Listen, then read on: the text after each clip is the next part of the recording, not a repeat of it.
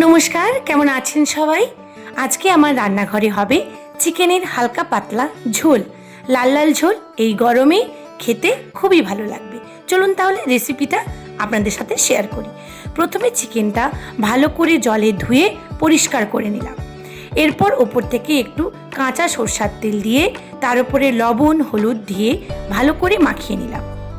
উনুন আমার ধরে এসছে, ওপরে কড়াই চাপিয়ে তেল গরম করে নিয়ে কয়েক টুকরো আলু আমি ভালো করে ভেজে নিলাম।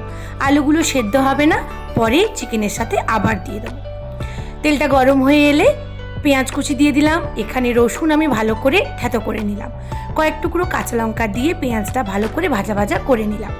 এরপর পেঁয়াজের ওপর আমি রসুনটা দিয়ে ভালো করে মশলাটা কষাবো। এরপর ধীরে ধীরে আমি লঙ্কা গুঁড়ো হলুদ গুঁড়ো দিয়ে মশলাটা ভালো করে কষিয়ে নেব। অবশ্যই মশলাটা ভালো করে কষাতে হবে, তাহলে চিকেনের স্বাদ দ্বিগুণ বেড়ে যাবে। ওপর থেকে আদা বাটা দিয়ে দিলাম।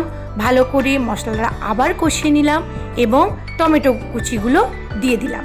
টমেটো কুচি দেওয়ার পর গরম মশলা গুঁড়ো অল্প পরিমাণে দিয়ে মশলাটা ভালো করে কষানো হয়ে গেলে ওপর থেকে আমি চিকেনটা তুলে দিলাম। এরপর ভালো করে হালকা করে যতক্ষণ না কষা হয় আমি নাড়তে থাকবো। আলুগুলো দিয়ে দিলাম যাতে ভালো করে সেদ্ধ হয়ে যায়। এরপর কিছুক্ষণ পর পরিমাণ মতো জল ঢেলে আমি ফুটিয়ে নিলেই আমার রেডি চিকেনের হালকা পাতলা লাল লাল ঝোল।